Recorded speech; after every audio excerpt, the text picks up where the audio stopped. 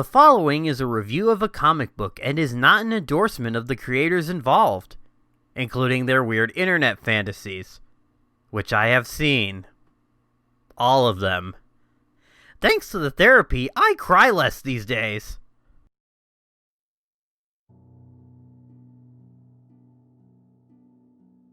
Hey guys, StarCraft here, and continuing on with the second part of my little looking back on books that eventually led into creative teams on crowdfunders.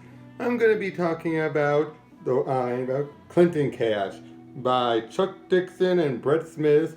Basically a graphic novel adaptation of Peter Schweizer's book describing about how the Clintons basically started using the Clinton Foundation to get a lot of money out from people from other nations, while Clinton was a senator and then Secretary of State, and among other things, Bill going around doing lectures and all that stuff, and how they took a lot of money out from that. And now, unlike usual cases, I'm not going to do a full-on page-by-page review because, well, so much of this is, with some exceptions, maybe I will delay on. With some exceptions, it's more a descriptive graphic novel. Sorry, different light. A descriptive graphic novel going over all the details, but I will at least talk about a lot of the stuff that they go over here without having to just show off everything. For example, and basically it explains, well, like the main book in the main Clinton Cash book and describes how after Bill's presidency, when they formed the Clinton Foundation, how they would make deals and receive donations from various unscrupulous people, and how they would eventually, Bill started raising money for his speaking roles. They'd be going to certain places. Hilary would make deals with people, and then afterwards start to manipulate the system, doing things like we need to shut them down, and then keep on pushing it. But then once it came down to doing the actual voting, she wouldn't be there at all for it. And they give examples like Sant Shotwell of Chic, and how he made all of these donations, how he was a scummy man and everything, seemed to be good buddies with the Clintons, even having Bill Clinton attend his wedding. And then eventually once things things started to get a bit rougher, and they used other examples like how Hillary, when she was younger, said no nukes, folks, no more nukes. And then once finally put into the center of it all, like, do we do the nukes? Nope. But then of course once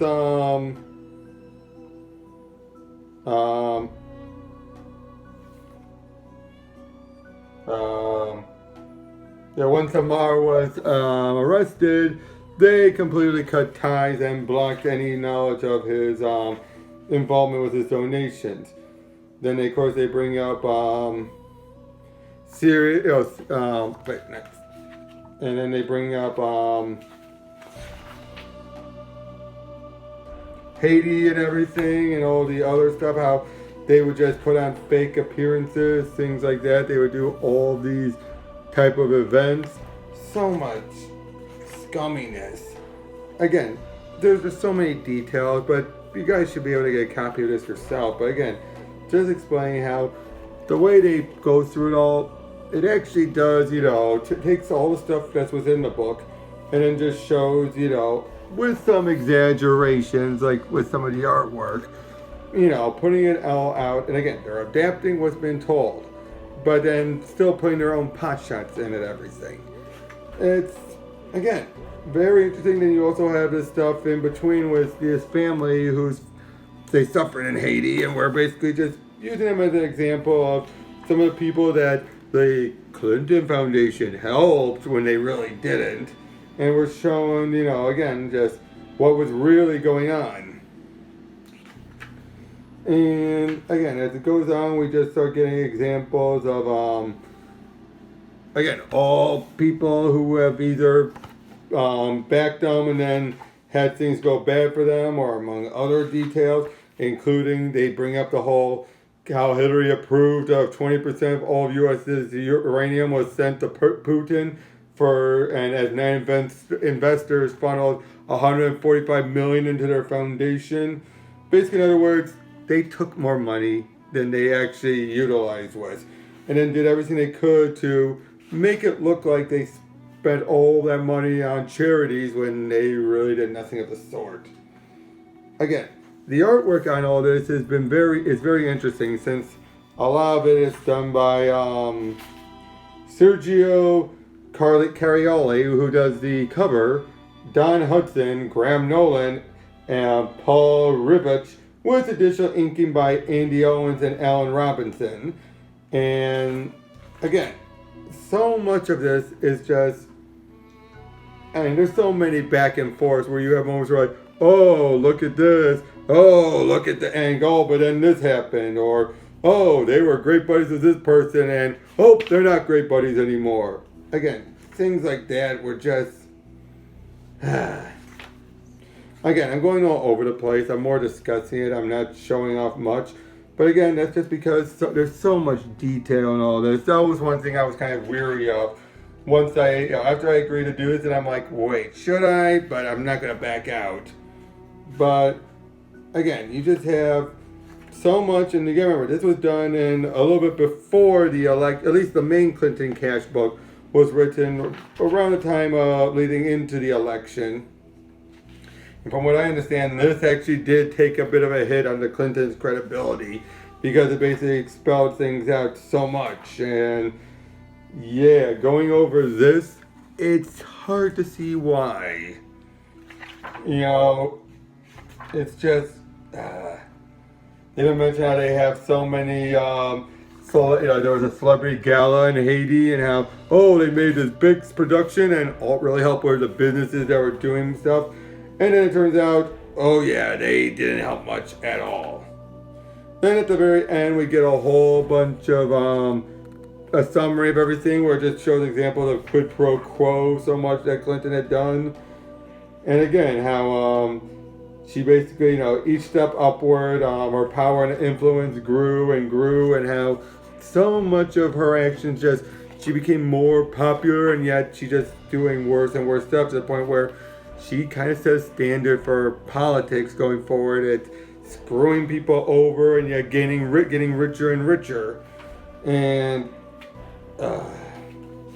it is so disturbing and disgusting. But again, so many people worked on this that were, they put a lot of thought and effort. And the fact that, like I said,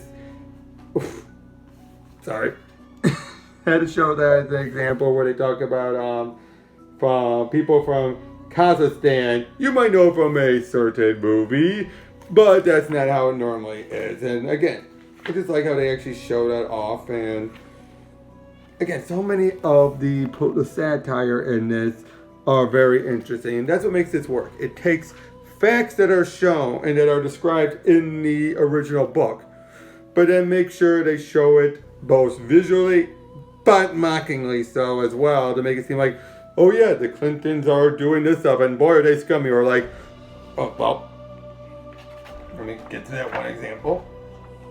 I showed it earlier, but I'll show it again. That look on Hillary right there. She's like, oh, don't look at me. Oh, I don't know what's going on. And yeah, it's just, you already know, but so many of you already know how much of a royal witch Hillary can be, but this book really spells it out. And the graphic novel, if those of you don't want to actually read the original Clinton Cash, which I have not, but those of you who want to, just to get the general idea about it, this is a good way of just summarizing and condensing it into ways that is still understandable. And as we know, Chuck Dixon and Peter and Brett Smith would go on to be doing Trump Space Force. Brett would help out with editing Thump, which I went over the other day. And eventually they were able to help get your boy Zach going with Jawbreakers, and then we've been going forward ever since. So in a lot of ways, this was one of the big ones that really helped get things going. And who knows, we might not have had the crowdfunding scene we've had because it didn't help your boy Zach out. Who knows then if Ethan and the others would have been influenced, and who knows where it got from there. So in a lot of ways, this is one of the books that really got things going. Again, it wasn't crowdfunded, but the people involved, Chuck and Brett Smith, were instrumental for getting things going. And more Brett, but still, he was able to get the right connections going. And then Chuck was, eventually it was Trump Space Force was really able to get a lot of the notoriety going. So, yeah, that's pretty much all I have to say about Clinton Cash. Like Sump, it's not that expensive if you look on Amazon to get your own copy. I think they still have copies available.